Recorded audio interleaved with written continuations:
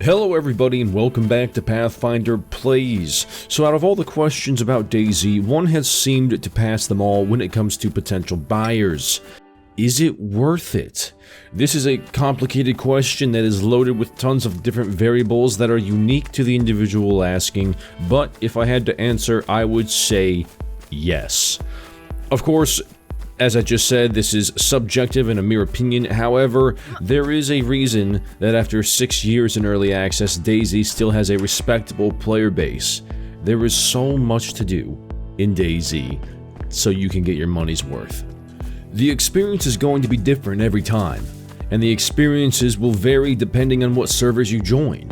Modding has a huge impact on the game, and these mods change the game dramatically by adding items, changing player stats or abilities, changing what items you spawn with, adding a map or compass, and more, maybe even traders. Besides that, some servers are dedicated to PvP solely, while others are focused on a more role-playing, and some are just the base vanilla game. So if you do buy this game and you don't have a good experience on one server, don't make the mistake of thinking that every other server is like that one. Change to another and try it again. Another thing that makes Dayz worth playing is the community itself. The human factor in this game is insane. People really like making interactions worth it, so they may befriend you, hold you up, start a fight with you, or just act plain crazy, and you'll notice that you do the same.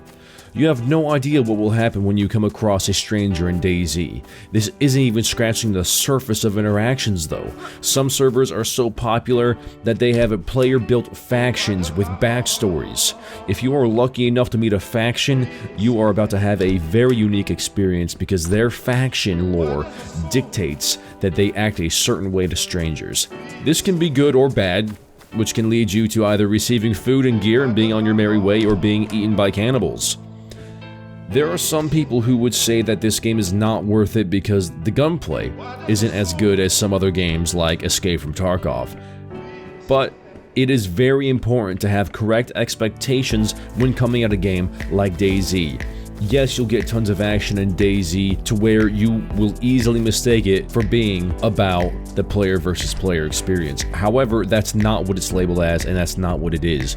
Dayz is and will always be a survival game.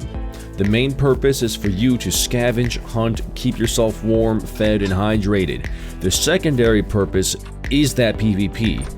But you can't mix up the primary and secondary purposes of this game. The PvP is still really good, and I must say it is such a satisfying feeling when you win a fight. So don't let those critiques dissuade you too much. The game has crafting, which may seem daunting at first, but once you learn it, it becomes very easy to memorize as it is pretty common sense. You can create armbands, fires, torches, bandages, and a lot more stuff. And of course, the Dayz developers are releasing a new map called Livonia. This map will add a ton of new content to the game that will put new players and old players on similar ground because nobody has any idea where the good spawn locations are for gear, where the water sources are, where the hunting is best at, and where the community hubs are for finding people. Everything will be new.